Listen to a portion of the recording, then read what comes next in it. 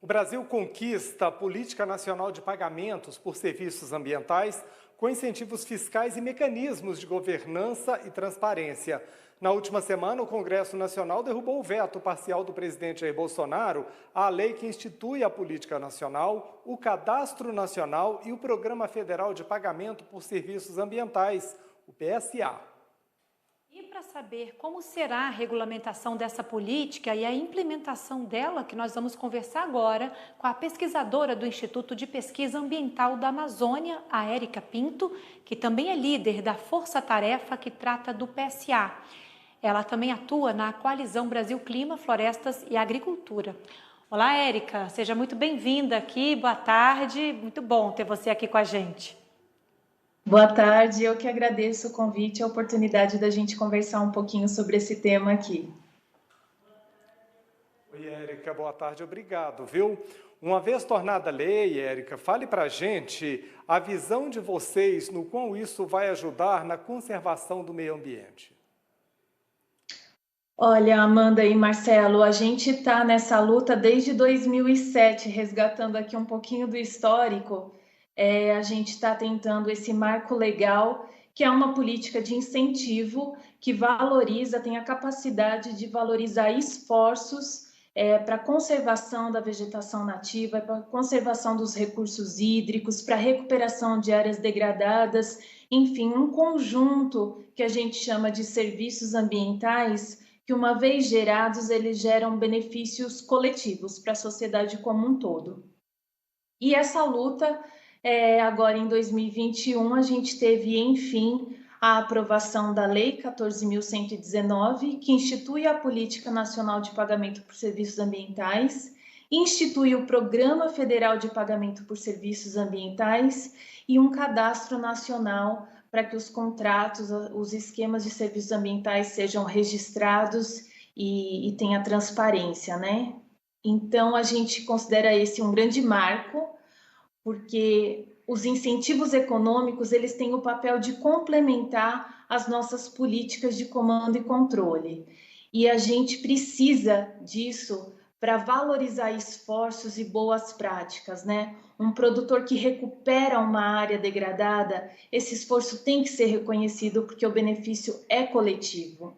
Para vocês terem uma ideia, ele está muito alinhado, a política está muito alinhada ao artigo 41 do Código Florestal, ou seja, demonstra que a gente pode promover a conservação florestal junto com a produção agropecuária sustentável e mais uma gama de serviços ambientais que são só benéficos para a nossa sociedade, num momento onde a gente tem que reduzir cada vez mais as ameaças e os impactos das alterações climáticas no nosso ecossistema, o que impacta diretamente a nossa segurança alimentar, segurança hídrica, energética.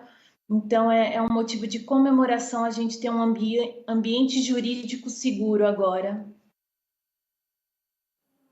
Érica, e você acha que isso é importante também para o posicionamento do Brasil aí diante de mercados compradores, né? Muitas vezes o agro, ele é associado como um vilão do desmatamento, a gente sabe que isso não é verdade, né? A gente sempre traz essa informação aqui no Agro Mais, o quanto o produtor rural profissional, ele busca preservar, ele segue, né? Porque nós temos inclusive um código florestal aí bastante rigoroso.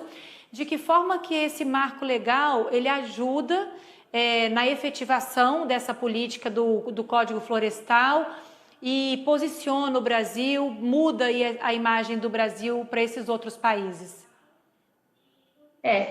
Você tem toda a razão. O Congresso Nacional deu um sinal super positivo e esse foi um processo, vale a gente reconhecer, um processo de amplo debate, tanto com a Frente Parlamentar Ambiental quanto do agro. Então, a gente já provou que a gente pode produzir mais sem desmatar, né? De 2004 a 2018, para vocês terem uma ideia, trazendo alguns dados publicados já, a gente teve na Amazônia Legal uma redução de 70% do desmatamento, ao mesmo tempo a gente aumentou no mesmo período em 140% a produção de soja e em 80% a produção de carne bovina. Porém, nos próximos anos, se a gente não tiver ações mais concretas e ambiciosas no sentido de conservar o nosso ecossistema, os nossos biomas, a ameaça à capacidade produtiva no nosso território é real, né? A gente vê estudos da Embrapa e de outras organizações mostrando e demonstrando que a gente precisa melhorar a produtividade nas áreas já abertas e parar o desmatamento e a degradação de algumas áreas. Então, a gente tem esse cenário que no futuro a gente tem que reconhecer que ele representa um custo muito mais alto do que qualquer investimento que a gente faça agora, né? Pegando aqui só a Amazônia, o sul da Amazônia brasileira, estudo diz que até 2050, se nada for feito agora, a gente vai ter uma perda de 56% da cobertura florestal. Para vocês terem uma ideia, na produção de soja, isso representa uma redução de 5 bilhões, deixar de ganhar 5 bilhões de dólares. Na produção de carne bovina, 180 bilhões de perda. Então, agora é a hora da gente conciliar. A gente deu um sinal positivo, a gente precisa regulamentar a lei, esse é o próximo passo, agora que a gente conseguiu derrubar os principais vetos que estavam sim ameaçando a robustez da política e do programa federal. E agora, nesse processo de regulamentação, a gente tem que começar a integrar essa política a outras políticas de incentivo e realmente alcançar resultados mais positivos nos próximos anos, que reduza a nossa vulnerabilidade aos impactos das mudanças climáticas, que reduza a ameaça à nossa capacidade produtiva. Então, é uma agenda integrada, sim, entre a conservação e a produção agropecuária. Para vocês terem uma ideia, na agricultura familiar, a gente fez um resgate da abordagem de pagamento por serviços ambientais junto com outras políticas públicas, como assistência técnica e extensão rural qualificada para melhorar a produtividade nas áreas abertas e fortalecer cadeias produtivas. E junto com o pagamento de serviços ambientais, a gente conseguiu um projeto em 3 safras, de 2012 a 2017, a gente implementou esse projeto com recursos do Fundo Amazônia na época. A gente conseguiu aumentar em 180% a renda bruta das famílias e reduzir em 80% o desmatamento comparado a uma linha histórica, né, de desmatamento que aquele território já enfrentava. Então, o que a gente mais tem é iniciativas e lições aprendidas em diferentes escalas no país, onde a gente agora pode, realmente com esse marco legal que cria um ambiente jurídico mais seguro e, por isso, atrai investimentos, a gente tem condições agora de alavancar essa agenda com mais ambição. Ô, Érica, agora eu queria que você falasse sobre as modalidades de pagamento. Como é que elas vão funcionar e contasse também que tipo de melhorias elas podem trazer tanto para as comunidades rurais quanto para as comunidades urbanas.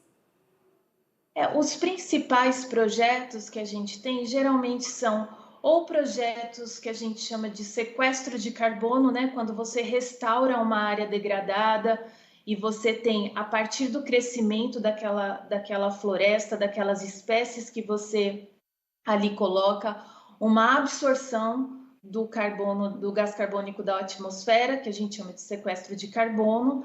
A gente tem uma outra modalidade que é o desmatamento evitado, né? Você garante aquela área de floresta em pé e só na Amazônia a gente tem hoje 23 milhões de hectares que ainda podem ser legalmente desmatados. É importante citar isso, como os incentivos econômicos para segurar esse desmatamento são extremamente importantes, né?